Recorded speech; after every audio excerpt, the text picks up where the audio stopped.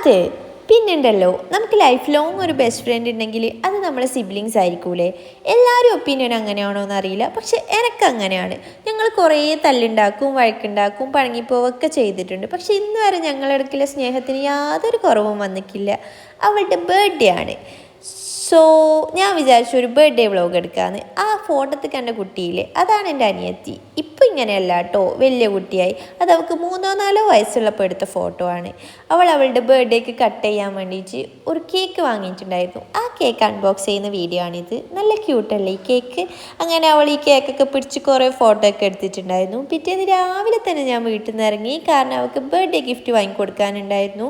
ഞാൻ സർപ്രൈസ് ആയിട്ട് വാങ്ങിക്കൊടുക്കാമെന്നാണ് വിചാരിച്ചിട്ടുണ്ടായിരുന്നത്. പക്ഷെ അവളുടെ ടേസ്റ്റും എൻ്റെ ടേസ്റ്റും എൻ്റയർലി ഡിഫറെൻ്റ് ആയതുകൊണ്ട് ഞാൻ വിചാരിച്ചു അവളെയും കൂട്ടിയിട്ട് തന്നെ പോയിട്ട് അവൾക്ക് ഇഷ്ടമുള്ളത് വാങ്ങിക്കൊടുക്കാമെന്ന്.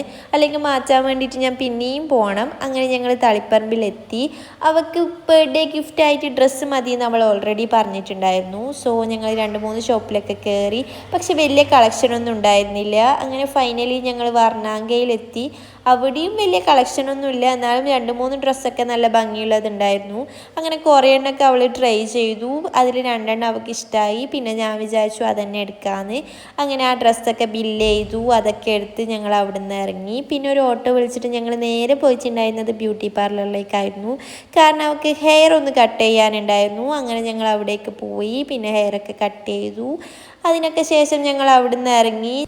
ഞങ്ങൾ ഫുഡൊക്കെ കഴിക്കാമെന്ന് വിചാരിച്ചിട്ടുണ്ടായിരുന്നു, പക്ഷെ നല്ല ലേറ്റ് ആയിട്ടുണ്ടായിരുന്നു. അങ്ങനെ ഞങ്ങൾ വേഗം പോയി ബസ്സിൽ കയറി. നല്ല ബ്ലോക്ക് ഉണ്ടായിരുന്നു. അങ്ങനെ ഞങ്ങൾ വീട്ടിലെത്തി.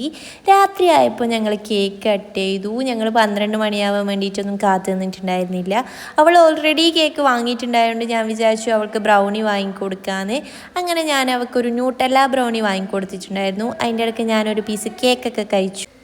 ന്യൂട്ടെല്ല ബ്രൗണി ഞങ്ങൾ പിറ്റേന്ന് അൺബോക്സ് ചെയ്യാമെന്നായിരുന്നു വിചാരിച്ചിട്ടുണ്ടായിരുന്നത്. പക്ഷേ ഞങ്ങൾ വിചാരിച്ചു എന്തായാലും കഴിച്ചു നോക്കാമെന്ന്.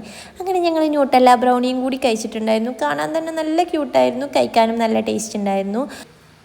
പിറ്റേന്ന് രാവിലെ പായസം ഉണ്ടാക്കിയിട്ടുണ്ടായിരുന്നു. കാരണം ബർത്ത്ഡേ അല്ലേ, എന്തായാലും പായസം ഉണ്ടാക്കണമല്ലോ. അങ്ങനെ ഞാനാണ് പായസം ഉണ്ടാക്കിയിട്ടുണ്ടായിരുന്നത്.